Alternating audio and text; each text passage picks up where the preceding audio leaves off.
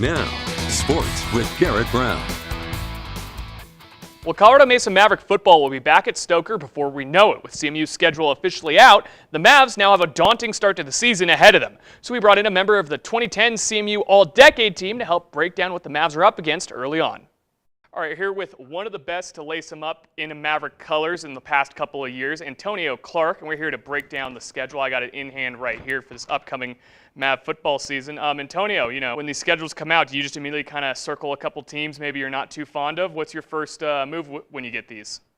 Well, I'm always a little bit excited just knowing that the season's so close. Like, we're only 50, 60 days away. I'm just really excited that football's about to be here. It's the best time of the year. I just can't wait. There's definitely some games I got scheduled. That Mines in Mesa one for the Nikos Cup after Mesa won. I'll have that one circled this year as I do every year. Let's go to the very first game on the docket, though. I mean, that's a tough one right out of the gates. They're going to have Central Washington up in the Wildcats' home territory. We saw that team here last year, and it kind of felt like they beat the Mavs at their own game. Just blistering defense, not really giving you a lot on the ground, and they just ran all over CMU. Oh, yeah. That's one of the better teams in the nation. They've been to the playoffs in consecutive years, 3 out of the last 4. Coach Fisk, he has a well-oiled machine up there. Like you said, they play great defense, and they can run the ball. And I think what Mesa, the challenge they're going to have this year, is just stopping Kennedy McGill, who's a real dual threat. The guy had 1,200 yards on the ground last year and 1,700 through the air.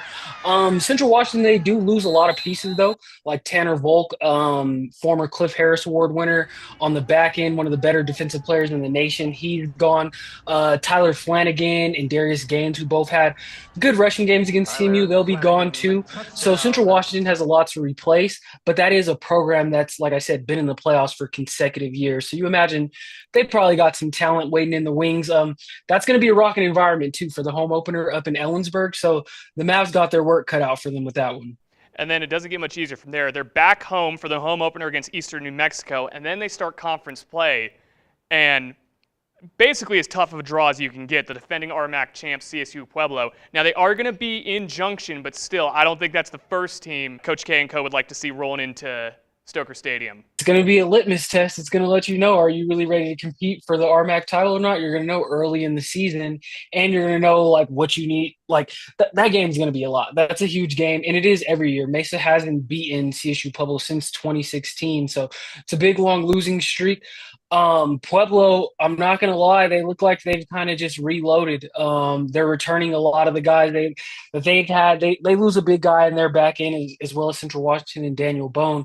But Roman Fuller, once he took over the starting reins, that connection he had with Reggie Retzlaff last year, it was amazing. Took him all the way to the RMAC crown. That's going to be a big one.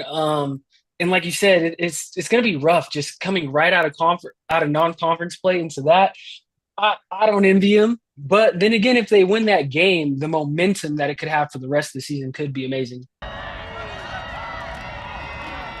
And that was just the first part of a great conversation about this upcoming CMU season with the Mavs legend. So be sure to check in throughout the week for more game previews. But for now, that'll do it for your look at sports, and we'll be right back.